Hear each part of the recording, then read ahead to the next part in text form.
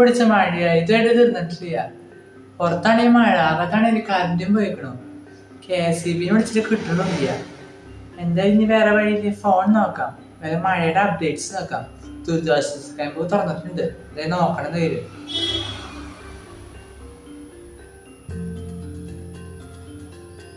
എന്തായാലും കരുതിയിരിക്കണം, കാലാവസ്ഥയുടെ റിപ്പോർട്ട് നോക്കട്ടെ. സംസ്ഥാനത്ത് മഴക്കെടുതിയിൽ ആകെ 10 മരണം, 8 പേരെ കാണാനില്ല, 13 പേർ പരിക്കേറ്റ് ചികിത്സയിലാണ്. 27 വീടുകൾ പൂർണ്ണമായും 196 വീടുകൾ ഭാഗികമായും തകർന്നു. 209 ദുരിതാശ്വാസ ക്യാമ്പുകളിലായി 5792 പേരെ മാറ്റിപ്പാർപ്പിച്ചിട്ടുണ്ട്. പത്തനംതിട്ട, കോട്ടയം ജില്ലകളിലാണ് കൂടുതൽ ക്യാമ്പുകൾ. ഇന്നലത്തെ അപേക്ഷിച്ച് മഴ കുറഞ്ഞത് ആശ്വാസകരമാണ്.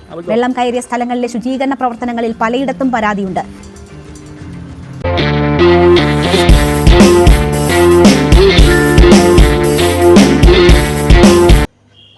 കറണ്ട് വന്നു.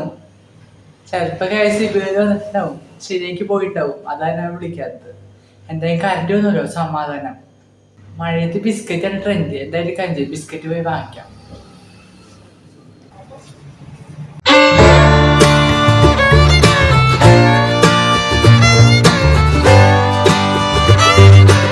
ബിസ്ക്കറ്റ് വാങ്ങിക്കാൻ പോയപ്പോൾ മഴ ഉണ്ടായിരുന്നു.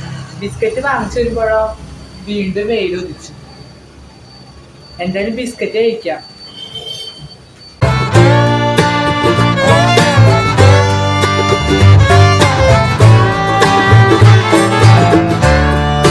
എന്തായാലും ബിസ്ക്കറ്റ് കഴിക്കാം.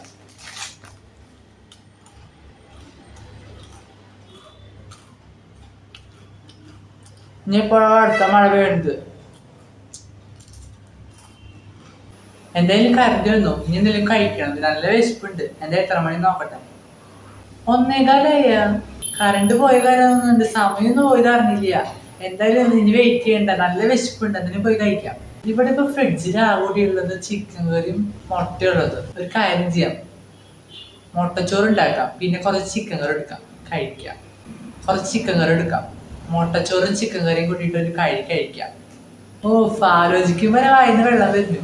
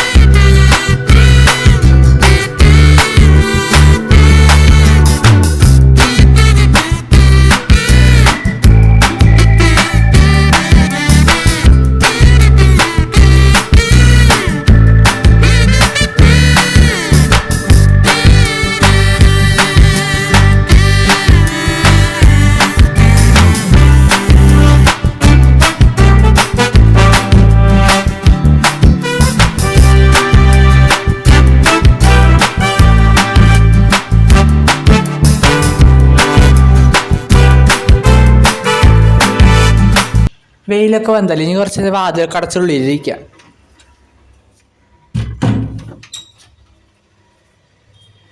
ന്യൂസിലാണെങ്കിൽ മഴ, ദുരിതാശ്വാസ ക്യാമ്പ്, റെഡ് അലർട്ട്, ഓറഞ്ച് അലർട്ടും. ഇവരൊക്കെ വെറുതെ ഓരോന്ന് വിളിച്ചു പറയുന്നു, വിശ്വസിക്കുന്ന കുറെ ആൾക്കാർ. വെയില് കൂടി തുടങ്ങി. അപ്പൊ ഒരു കാര്യം മനസ്സിലായി, ന്യൂസിലത്തെ കാര്യങ്ങൾ വിശ്വസിക്കാൻ പാടില്ല.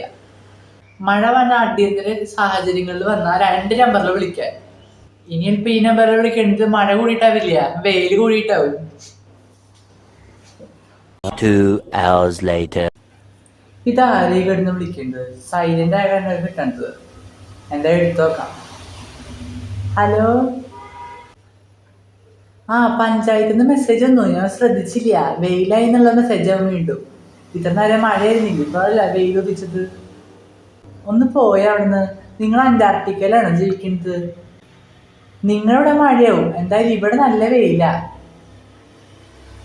തെളിവുണ്ട്, നേരത്തെ വെയിൽ കണ്ടപ്പോഴേ ഞാൻ വാതിലടച്ചത്. എന്തീ പറയുന്നത്? വീട് മുങ്ങിന്നോ? ഇവിടെ ഇതുമായിട്ട് പ്രശ്നങ്ങളൊന്നും സംഭവിച്ചിട്ടില്ല. ഇനി സംഭവിക്കുമെന്ന് അറിയില്ല. എന്തായാലും ഞാൻ നോക്കട്ടെ, നോക്കിയിട്ട് വിളിക്കാം.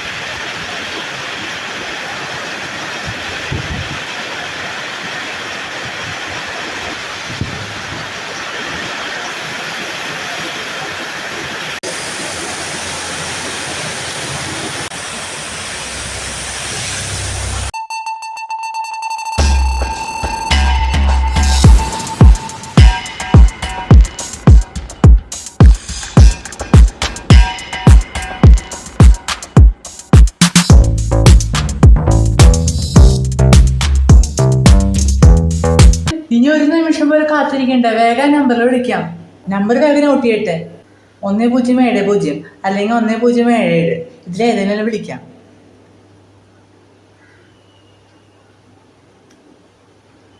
എനിക്ക് എന്നിട്ട് നിങ്ങളോട് പറയേണ്ടതെന്ന് അറിയില്ല. ഈ മഴ പെയ്യുമ്പോൾ രക്ഷിക്കേണ്ട ആൾക്കാരില്ലേ, അത്യാവശ്യമായിട്ട് വേഗം വരണം. എന്നോടൊന്നും ചോദിക്കില്ല, ഞാൻ വേഗം ഗൂഗിൾ മാപ്പിന്റെ ലൊക്കേഷൻ അയക്കാം. ഓക്കെ.